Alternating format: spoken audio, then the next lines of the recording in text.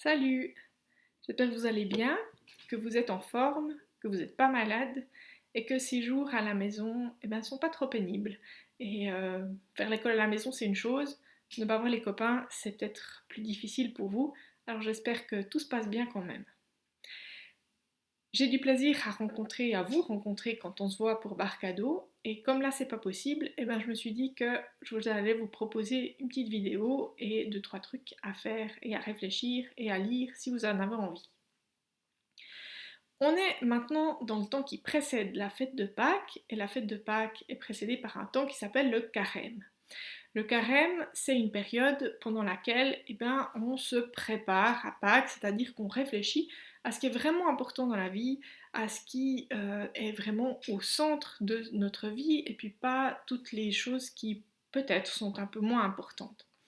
Alors traditionnellement, pendant la période du carême, les chrétiens et les chrétiennes se privent de certaines choses pour revenir un peu à l'essentiel et découvrir ce qui est vraiment important. Alors cette année, on n'a juste pas le choix, on est tous et toutes privés de certaines choses.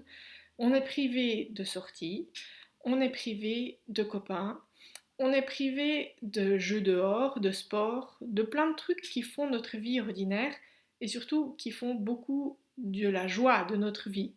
Alors j'espère que vous vivez ce temps de carême de manière pas trop pénible et puis que vous trouvez quand même d'autres moyens d'être joyeux et de trouver du sens à ce que vous vivez. Puis le carême, ça se termine par Pâques, donc en général, ça se termine bien, je peux vous l'annoncer. Pendant la période de carême, les protestants et les catholiques ont l'habitude de nous rendre attentifs à une thématique. Alors parce qu'il y aurait évidemment énormément de choses à penser, à réfléchir sur chaque année pendant le carême, alors chaque année on choisit une thématique, et cette année c'est la thématique des semences. Les semences, parce que nous qui sommes moins dans le monde agricole qu'autrefois, on oublie parfois d'où vient ce que nous trouvons dans notre assiette. Et prendre conscience de toute la chaîne, d'où ça vient, comment ça a poussé, mais aussi qui a travaillé à faire pousser les carottes et tout ce qu'on mange, c'est une manière aussi de prendre conscience que les choses nous sont données, nous sont apportées, nous sont aussi données par Dieu, mais que ça ne tombe pas du ciel. Il y a beaucoup de travail et de conscience d'hommes et de femmes, et parfois même d'enfants, pour faire fonctionner notre monde. Alors cette campagne de carême autour des semences nous rend aussi attentifs à certaines inégalités ou certaines choses qui ne sont pas justes dans notre monde et sur lesquelles on peut agir. Alors je vous donnerai le lien et vous pourrez aller vous renseigner un peu plus sur cette campagne de carême. Il y a des choses qui sont peut-être plus pour les adultes, mais d'autres aussi qui sont complètement accessibles dans les textes, les témoignages. Enfin, je vous laisserai aller voir. Un récit biblique avec lequel j'avais envie de discuter avec vous, de partager avec vous aujourd'hui, c'est un récit dans lequel il est question de semences aussi. C'est une partie de l'histoire de Joseph. Alors Joseph, c'est un personnage de l'Ancien Testament.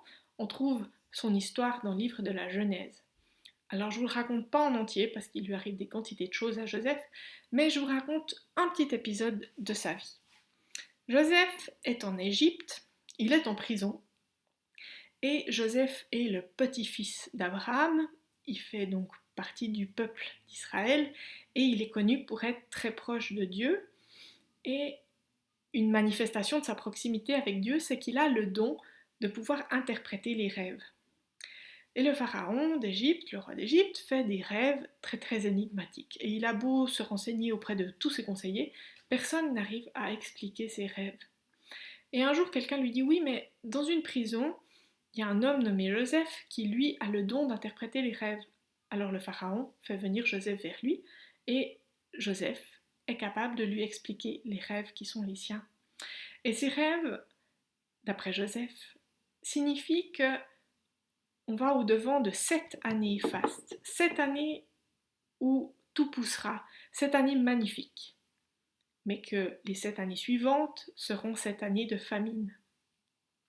Alors le pharaon, pour remercier Joseph de l'explication de ses rêves, lui dit « Je te donne le poste de l'intendant. Pendant ces 7 années, tu vas gérer comment faire des réserves, et pendant les 7 années suivantes, tu vas gérer la consommation de nos réserves. Alors Joseph œuvre, il travaille très fort, il fait construire des greniers, il fait amasser des quantités de grains pour que ces 7 années magnifiques qui donnent beaucoup, beaucoup de résultats permettent de nourrir toute la population, non seulement pendant les 7 années, mais aussi pendant les 7 années de famine. Et voilà qu'après ces 7 années magnifiques, les 7 années de famine arrivent et que Joseph se trouve dans le rôle de celui qui doit distribuer toutes les réserves. Il a le rôle de celui qui doit distribuer, mais aussi de ne pas distribuer de manière irraisonnable, c'est-à-dire réussir à ce que toutes ces réserves suffisent pour les 7 années à venir et pour tout le monde. Et il vient des gens de partout, partout dans le pays, mais aussi des pays à côté de l'Égypte, des pays qui eux aussi souffrent de la famine et qui ont entendu que l'Égypte avait fait des réserves. Alors, je m'arrête là dans ce récit. Je vous invite à lire dans votre Bible ou je vous mets des liens un peu plus loin pour que vous voyez il y a d'autres possibilités de découvrir l'histoire de Joseph un petit peu mieux. Et puis je vous inviterai à vous mettre dans le rôle de Joseph, être celui qui a la responsabilité de distribuer les biens. Alors, pour faire cette animation, vous verrez, je vous mets en dessous, vous pouvez imprimer des cartes, vous en aurez besoin, et puis prévoir 10 sachets ou 10 objets qui symbolisent 10 sacs de blé. Alors, vous pouvez faire par exemple 10 petits pots avec du riz ou de l'avoine ou enfin ce que vous avez chez vous. Mais comme on ne va pas faire des courses très souvent ces jours, vérifiez juste avec vos parents que c'est pas ce qu'ils avaient prévu de manger jusqu'à la fin de la semaine. Moi j'ai pris des cailloux parce que comme ça c'est moins risqué. Et vous prenez ce que vous voulez, vous en alignez 10 sur votre table et puis vous vous mettez dans le rôle de Joseph et vous réfléchissez selon quels critères vous allez distribuer les 10 sachets, les 10 sacs de blé que vous avez dans votre grenier. Et ensuite, vous mettez à contribution votre famille, vos parents, vos frères et sœurs, et vous leur demandez de piocher une carte et de jouer ce rôle, c'est-à-dire d'être les gens qui viennent vers Joseph et qui lui demandent des sacs de blé.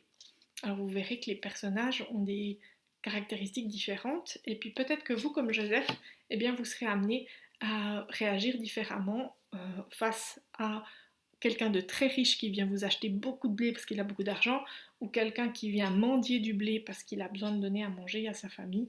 Enfin, je vous laisse découvrir les différents personnages de ce jeu. Et puis, je vous propose simplement de discuter après en famille un petit peu des critères qui ont été les vôtres pour faire vos choix. Et ensuite, si vous avez envie, de m'écrire un mail ou de me téléphoner ou de m'envoyer un message pour me donner un retour. Ça me ferait plaisir d'avoir un retour de votre part de l'animation. Voilà. Alors je vous mets tout ça en texte en dessous, puis comme ça vous avez tout le matériel et toute possibilité de mettre en pratique et d'animer ce jeu chez vous. Et puis ensuite, je vous mets aussi un texte d'une prière, puisque notre thème de cette année c'est François d'Assise, une prière de François d'Assise, la plus connue de lui, qui demande à Dieu qu'au travers de nous, les êtres humains, Dieu puisse agir dans le monde et qu'il fasse de nous l'instrument de sa paix. C'est une prière que vous pouvez lire en famille aussi, ou pour vous, et puis peut-être la lire plusieurs fois ou y revenir demain, après-demain, pour vous imprégner de ces paroles. Et puis, moi je vous souhaite le meilleur pour la suite, et peut-être que dans quelques temps, on remettra une vidéo, peut-être avec d'autres de l'équipe de Barcado. D'ici là, je vous souhaite le meilleur et je vous embrasse bien. À tout bientôt. Ciao!